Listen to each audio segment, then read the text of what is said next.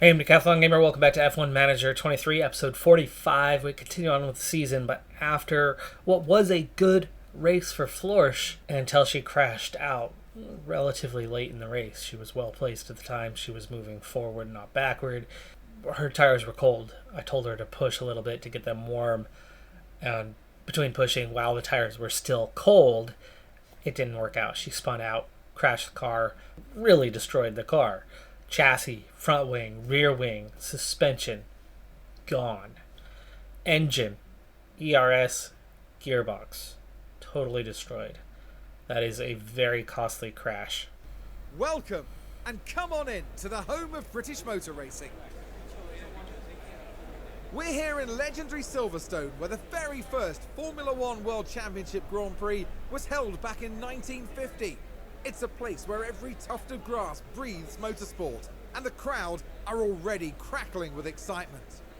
Silverstone is a power circuit. It demands downforce and total confidence in the car for a driver to keep their foot planted through Sector 2, through the high-speed corners at Woodcote and at Copse, and carrying on through Maggots and Beckett's. Following qualifying, we've got a real mixed bag on what's happened here at Silverstone so far. Florsch is going to be taking a penalty, but she's got all brand new components. Only a single penalty though, the ERS is beyond the limit. It's her third. For Sargent, much more used components sticking with it. A couple of them towards the end of their life in the 60 percentile before we have to switch to others and turn them into practice units, but somehow qualifies third.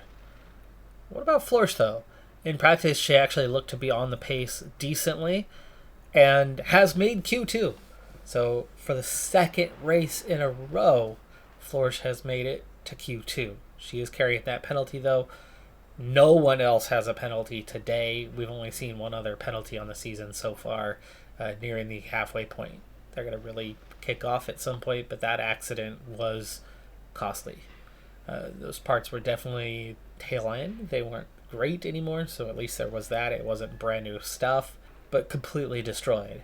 And it puts us into a whole new phase. Also with Florsch, we are trying to finish a little bit higher. So one of these times this season, instead of sticking with old components, we're probably going to take on hefty penalties kind of across the board to get all new stuff, so that by the next race with fresh components, she can hopefully perform. Or even in that particular race, starting from 20th is not exactly unfamiliar territory for her.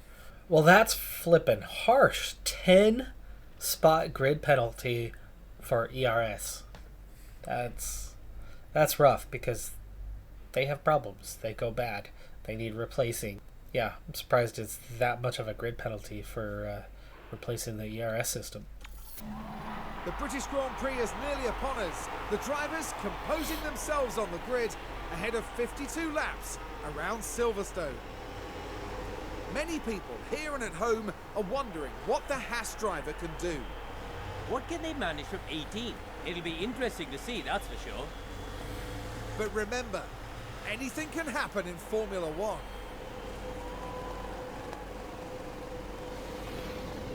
Anticipation is high, and the drivers are ready for this.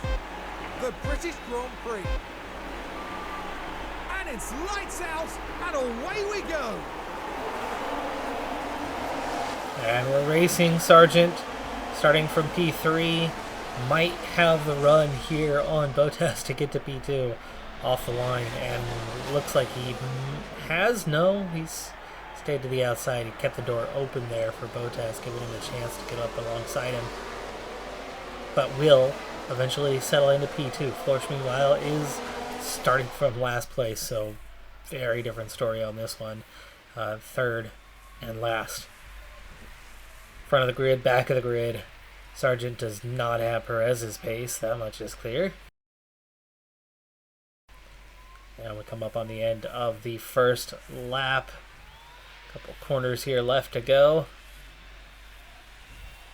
Sargent a little slow compared to those around him. Could have a hard time holding on to such a high position, but with such a high qualifying position, you figure he's got a decent race pace. Flourish overtaking Gio. And gets up to 18th. Maggots and Beckett's is going to be real strong for her. She has the best high-speed aerodynamics. Sargent, meanwhile, is only like 6th or 7th best as we cross the line and run out of battery right as we do so. But that should be everybody now settling in. Two-stop strategy for Flourish with a soft, medium, soft. It's already seeing her going forward. Meanwhile, Sargent, one stopper, medium to hard. But already dropping back. Flourish around Signs. P17, what's going on with Signs? He didn't have a penalty. Why is he so far back? She moves up around Albin up to P16. All over the back of Maloney as well. Probably will get him in the near future. It's a lockup though from Flourish though. She's back down to 19th. Back down to 20th. And, oh, she absolutely just toasted. That's not good. Toasted those tires. She was doing so well. Big mistake there. Costly mistake there. Field was a little too bunched up when Flourish did it. And Sonoda pits right away. Oh, another lockup. What is going on, Flourish? Now 27%. But Flourish definitely having a bad day so far. Hopefully, Porsche in the pits with an issue. But gone before Flourish even gets there. Yeesh. Was that a mistake or just a really slow stop? 3.391. It was a mistake. Great. The Williams team take their places. By this race, we had the fatigue totally taken care of for the picker. It was right rear. That's It's a so gun. unfortunate for the team. So that's just going to throw fatigue onto the pit crew again. Mercedes, McLaren coming together. McLaren just cutting across and hitting, squeezing out the Mercedes there. Norris was the one that turned into him. That was pretty clear. Got two cars side by side, and he just turns across and takes the apex as if he's the only car there.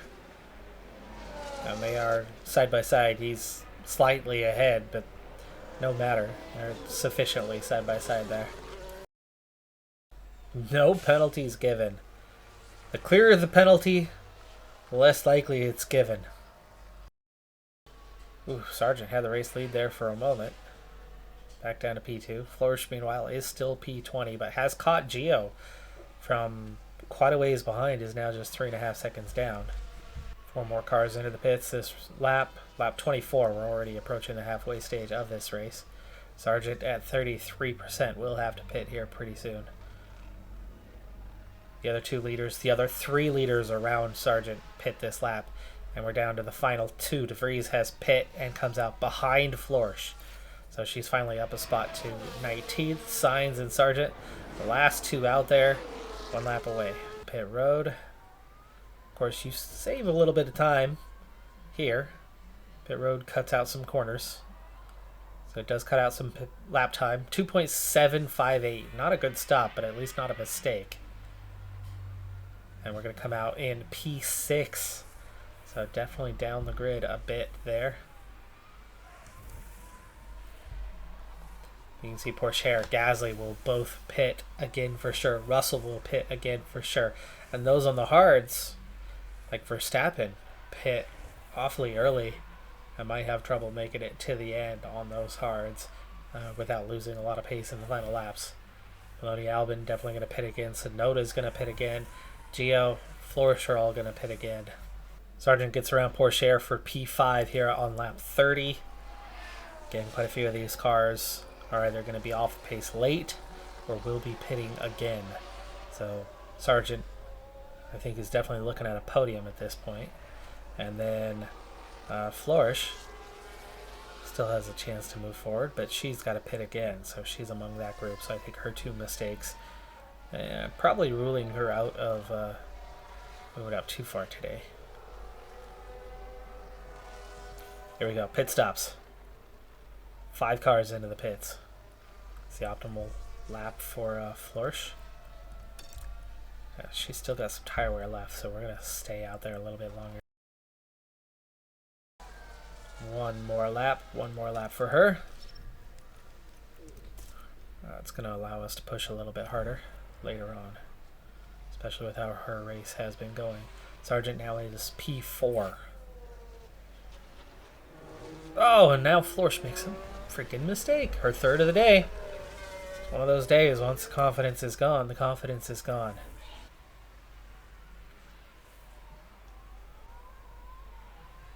.597. Not only did she have 3 mistakes, but the pit crew had 1 mistake, so she's encountered a 4 mistake kind of day. Her confidence is back up to medium, but it's not looking great for her. She has some minor underfloor damage from one of those mistakes, so that is costing her a little bit of time and pace. But now we're going to have the ability to do a little bit of a push later on. This tire should be pretty good still at the end. 12 laps to go. We might have to lift and coast just a little bit. And that's it. So we're down to 1 last pit stop coming, which means everything else has to happen on track. Sargent 8.5 seconds down on Bottas. Perez, who came out a little bit fast. Verstappen was the one who pit very early and has been dropping back. So I think at this point it's looking most likely that we catch and overtake Verstappen versus anybody else. And as for Florsch, she's got her work cut out for her if she's going to go forward at all. 11 seconds to catch Gio. Fuel recovery is happening slowly, but I think we're going to have to lift and coast just a little bit for these two. Florsch is closing up on the 2 Haas cars, but it might be a bit too much. She was, 17 seconds down? Now she's just 10 down to Gio. Ed DeVries a little bit closer now, just 7 seconds ahead. She was about 13 behind him earlier, so definitely closing up on them. But our softs are at 73%, and we might have to lift and coast still to finish that job. Meanwhile, Sargent, everything's closing up to the front and getting much bigger behind. Ocon's now 22 seconds behind, so Sargent has a huge advantage over 5th place. I wouldn't necessarily mind if he only finishes 4th. Under the circumstances, that might be a good thing. But Verstappen was actually biding his time, it looked like, backing off. Perez pushed too hard, and now Verstappen has re-overtaken him.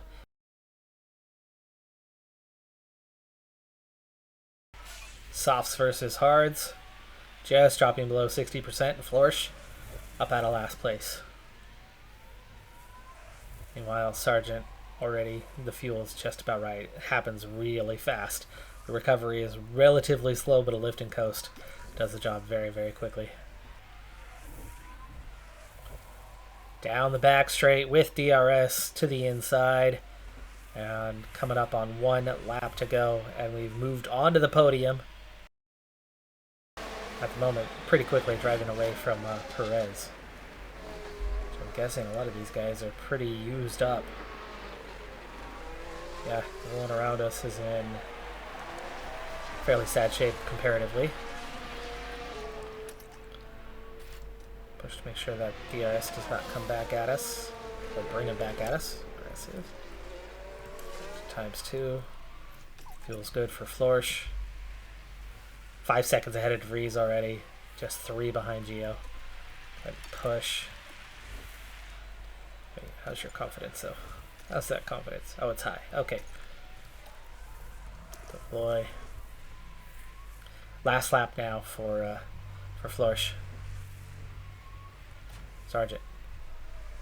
P3. Final corner. On the podium. Finished where we started. Bottas takes a win ahead of Verstappen. That's big. I think that's Alpine's first win of this series. They're looking very good right now. Their recent upgrades in the last couple of races, they've been quite quick. Florsch, 19th, just over a second behind now. Yeah, we're back on low on pack again. Full attack. So we can close the gap to the cars ahead. That's the backstretch. Did not get the DRS, even though we are only 0.7 of a second behind. That would have closed up and gave us the chance on the final corners. Instead, we're going to finish just behind in Dramatic P19. Still, considering 4 mistakes on the day, Florsch still manages to beat a car. Totally on merit. Nobody had any issues but her. There was a couple run wides of random cars much higher up the grid that cost them nothing. We saw one car in the early laps, like Sonoda, drop maybe 3 places off of a lockup and then pit a couple laps earlier than they would have. But that's been it. Like, she had more mistakes than the entire rest of the field combined and still managed to beat somebody today. But we clearly had pace. Logan Sargent, without even really pushing, just had a pretty comfortable P3. Big win for Bottas. That's funny, Sargent gets on the podium and drops a position in the Drivers' Championship as Bottas wins and overtakes him. They're equal, but he's got the tiebreaker with the win. We move back up to 6th ahead of McLaren. I wouldn't be too distraught if we took 6th place this year, but I don't want to finish any higher than that. So seeing Aston Martin, Mercedes a good ways ahead, seeing Alpine really start to pull ahead is good. I'd like to see McLaren perform a little bit better, score a bit more points, and not require me to really nerf things, because if I can, I'll let them get ahead of us and get that P7. Driver development update. Sargent only a +1 to defending, but Florsch +1 to control, +3 to defending, up to a 75. That's nice. For sure, she's doing a lot more wheel-to-wheel.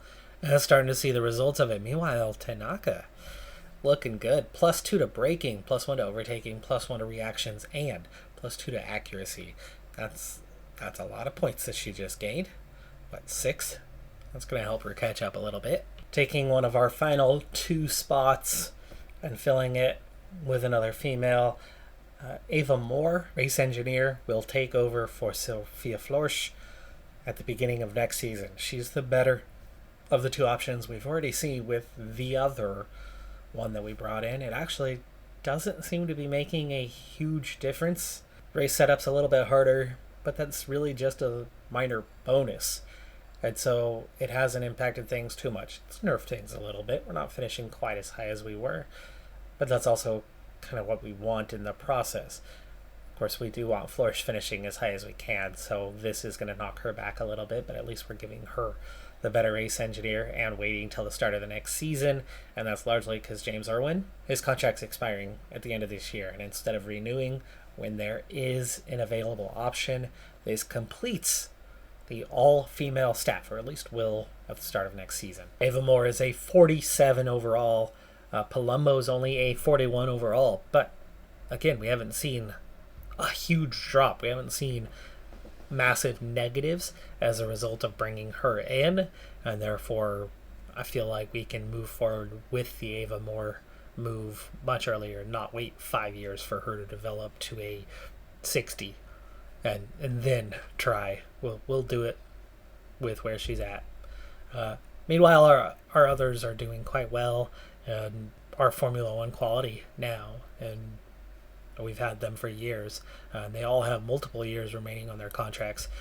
So Gladys Carter's the only one with a 2-year contract. We'll have to get her renewed early next season. But otherwise, things are looking really good on the staff front. Proposed regulation change for next year is double points for the last race. I'm not a fan of that one. Each race should have same value. The last race sucks anyway. The one we have on the calendar sucks a lot.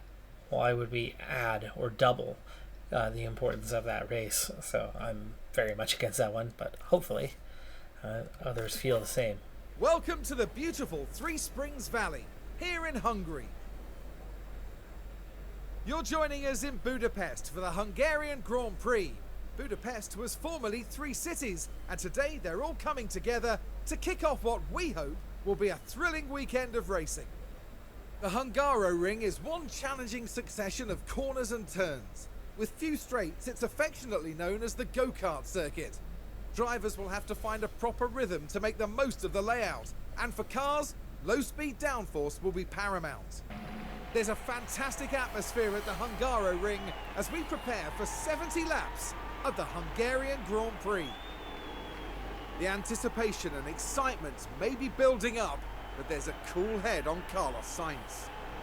Not many expected to see them on the second row, but they could convert this P4 start into a great points finish.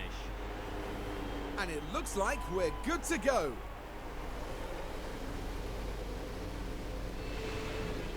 This is it, the Hungarian Grand Prix. It's lights out and away we go. And we are racing Sargent starting from P12, Florsch from P20. She seemed to have put in a bad qualifying because she did seem to have a little bit better pace than what we saw. Or maybe it's just a track-specific type thing where this is a bit more of a track where certain drivers, like Lewis Hamilton, can win here frequently because of driver quality matters more here than it does at some of the other tracks, aka the go-kart track. Sargent right now also seems to be a little slow. I mean, he only qualified P12, but we do have some quite used components for him this race weekend. Nice camera angle right there.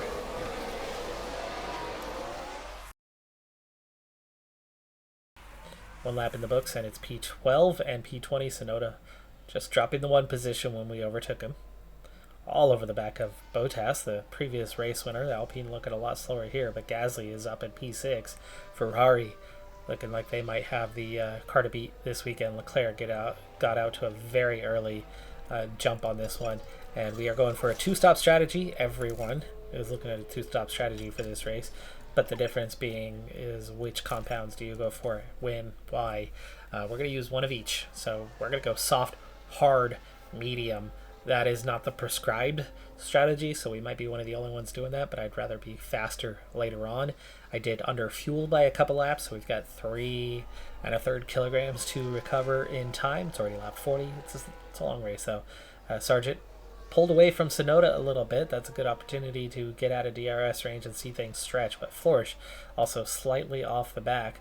But she does seem to have just enough pace to maybe get back up in there and challenge Magnussen, the Haas drivers, the Alfa Romeo drivers, and hopefully the AlphaTauri drivers as well. But Sargent today might really just be 12th fastest. Sargent gets around Bottas up to P11.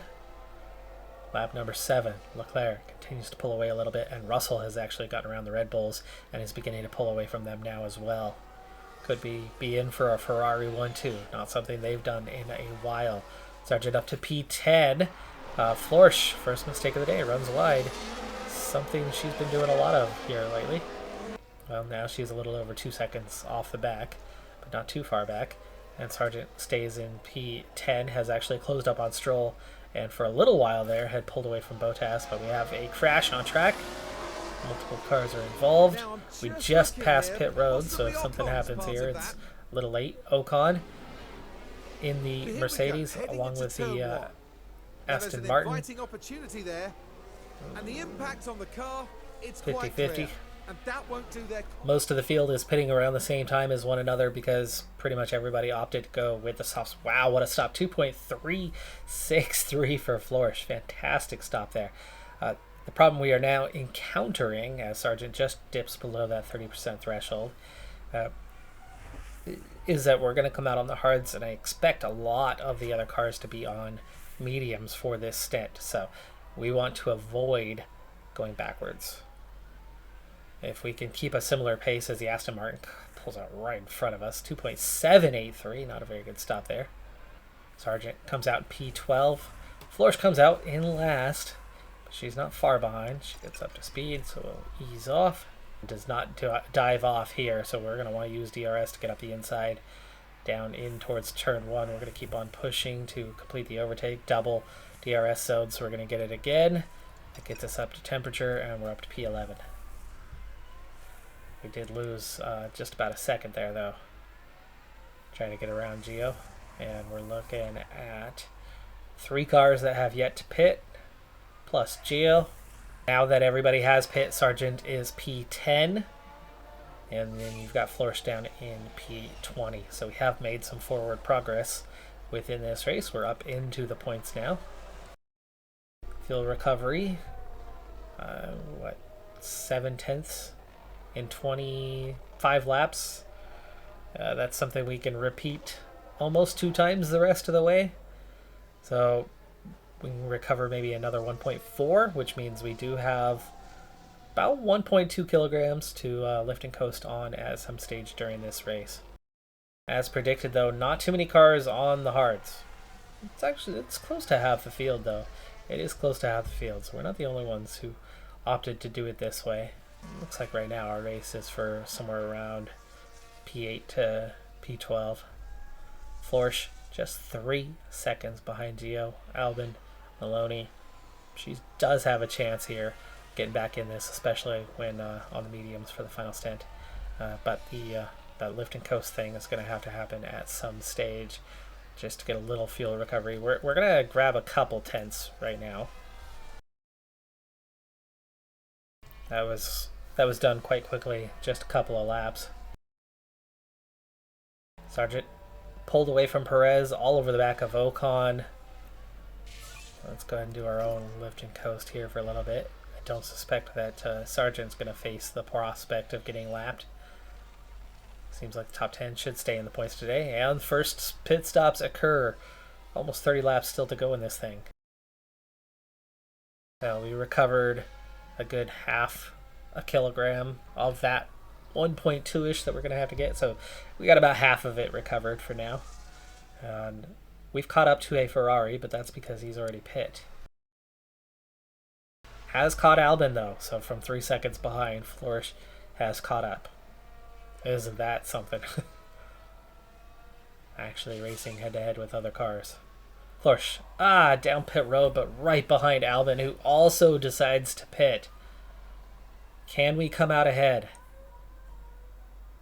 2.7, no, we get held up for just a moment, but not like before. You could tell they have updated, but we still back off and come out further behind. Sargent. The McLaren is, that's a Red Bull. That was Sainz. He's already finished his pit. 2.352. That is Sargent's best stop maybe of the year. And we're going to come out behind Perez in 11th. Florsh comes out in last, but right behind Albin. Florsh does not need to worry about lifting and coasting the rest of the way as she's already got the fuel. She needs to get there. Maloney pits. Comes out just ahead of Albin. Florsh somehow has dropped off the back quite a bit. She's suddenly 5 seconds down when she was right there. Nowhere near getting lapped, so that's not going to be a factor. We are closer to 3rd than we are to 12th, just about. Norris is not that far ahead of us, and all the way in 3rd place. Gasly is quite a ways behind in 12th. Sonoda is definitely further behind in 13th than we are to Norris in 3rd. It's good that we are that close to 3rd, and then also not putting ourselves in jeopardy of moving up the standings. We do get around Porsche, though, into P10 and already get out of DRS range. 10 laps to go. VSC. VSC. Red flag. Crap. Red flag. Albin turns in on Florsh. Goes off into the wall hard. Florsh is okay, though. Florsh had gotten up the inside of Albin, but he turned in on her. His fault. His fault completely there. And we've got a red flag. That's gonna change things a little bit. Obvious soft compound situation with just 8 laps to go. No car part changes. Front wing minor damage. Put on the new one. Now there's going to be cars in this field that do not have soft compound tires left. Or at least not brand new ones. That could be good for Sargent. And we are going to pause things real fast here, as they don't give you the option to go aggressive right off the start, and yet everybody else is going to do it. So feels good for both. Everybody's on softs. Back into the grid all has new ones. Bottas is the only car in the front 12 besides Sargent that has new softs.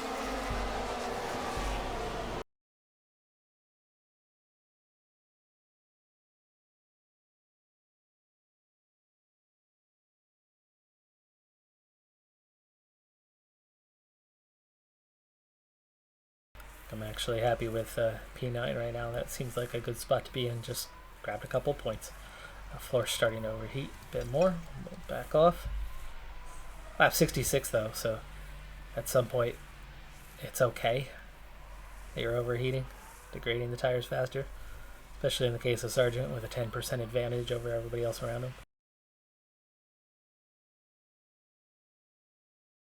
Okay, Flourish back to pushing, trying to get back within a second. Sargent trying to hold off Perez. Got a second go at us. We do hold him off. But Flourish drops to P15. She missed DRS zone by just that little bit. She was just a hair over a second behind. And even though she was just about a second ahead, that DRS is powerful. Sargent. P7 challenging for P6. Double DRS. How does Stroll get DRS? Stroll's not a second. Stroll's more than a second back. Yeah.